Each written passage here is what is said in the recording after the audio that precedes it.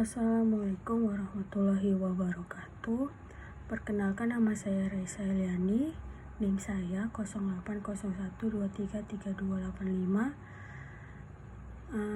Saya dari kelas IKM 9 semester 4. Jadi di sini saya akan mereview bab 2 yang berjudul tentang sistem kependudukan dan pencatatan sipil.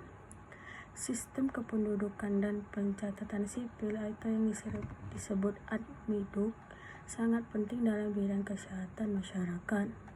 Ini membantu pemerintah dalam lembaga kesehatan dan mengolah data penduduk secara akurat. Data ini kemudian digunakan untuk merencanakan, melaksanakan, dan mengevaluasi program kesehatan.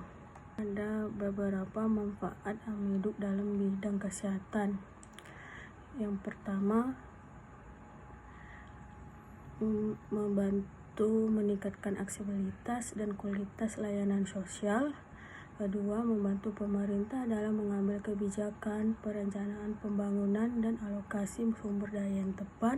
Ketiga, membantu dalam perencanaan, pelaksanaan, dan evaluasi program-program kesehatan yang berbasis data. Ketiga, membantu dalam pelanggaran program kesehatan yang berbasis data. Selanjutnya, ADMIDUK secara umum ini memberikan pengakuan hukum atau identitas individu, berperan penting dalam penyelenggaraan pemilihan umum atau pemilu yang demokratis. Di dalam sistem kependudukan pencatatan sipil berfungsi yang pertama ada mencatat identitas penduduk seperti nama, tanggal lahir, alamat, hubungan keluarga, dan status perkawinan. Selanjutnya mengolah informasi administrasi kependudukan. Yang ketiga, menyusun profil kependudukan, menerbitkan dokumen penduduk seperti akta lahir, akta perkawinan, KTP, dan lain-lain. Selanjutnya, sistem penduduk dan struktur. Sistem kependudukan ini merujuk pada cara pemerintah mengolah data terkait dari jumlah, distribusi, komposisi, dan dinamika penduduk di wilayah. Ini mencakup beberapa aspek penting yang diperlukan untuk merancang kebijakan sosial, ekonomi, dan kesehatan. Yang pertama ada peranan data kependuduk dalam kesehatan. Selanjutnya ada sistem kependudukan dan struktur.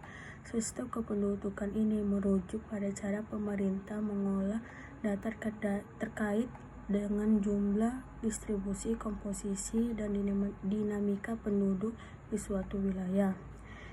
Ini mencakup beberapa aspek penting yang diperlukan untuk merencanakan kebijakan sosial, ekonomi, dan kesehatan. Peran data kependudukan dalam kesehatan yaitu pertama ada pembentukan kebutuhan kesehatan, kedua perencanaan layanan kesehatan, ketiga aksesibilitas layanan kesehatan. Strukturnya ada dinamika demografi dan indikator kesehatan. Kebijakannya yang berbasis data ada kesehatan berkelanjutan dan pemetaan penyakit. Selanjutnya ada komponen sistem kependudukan yang termasuk pencatat vital, yang kedua ada registrasi penduduk, ketiga data mobilitas atau migrasi, keempat survei kependudukan. Selanjutnya pencatatan sipil dan perannya dalam kesehatan masyarakat.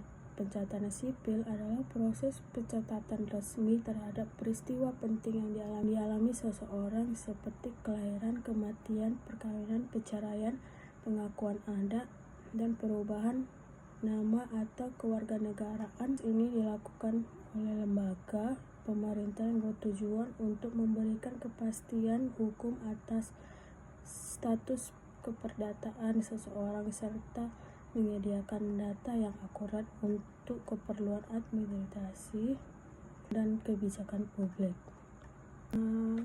Selanjutnya ada konsep kependudukan pencatatan sipil berdasarkan pertumbuhan penduduk dalam kajian kesehatan masyarakat dan flowchart sistem pencatatan sipil. Pertama, cara membuat akta kelahiran.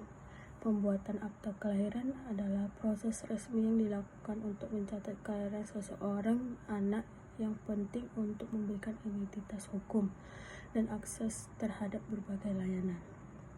Berikut langkah-langkah dalam persyaratan yang diperlukan untuk mengurus akta kelahiran anak. Persyaratan pembuatan akta kelahiran: yang pertama, formulir permohonan. Kedua, surat keterangan kelahiran. Ketiga, kartu keluarga. Keempat, kartu tanda penduduk, akta nikah, dan dokumen tambahan seperti untuk anak yang lahir di luar nikah atau diperlukan surat pernyataan dari ibu, dokumen lain sesuai ketentuan. Prosedur pembuatan akta kelahiran: yang pertama, pengumpulan data, pengajuan permohonan, verifikasi dokumen, pencatatan dalam sistem, penerbit akta kelahiran, dan waktu prosesnya. Sekian penjelasan dari saya. Jika ada salah kata, mohon dimaafkan. Wassalamualaikum warahmatullahi wabarakatuh.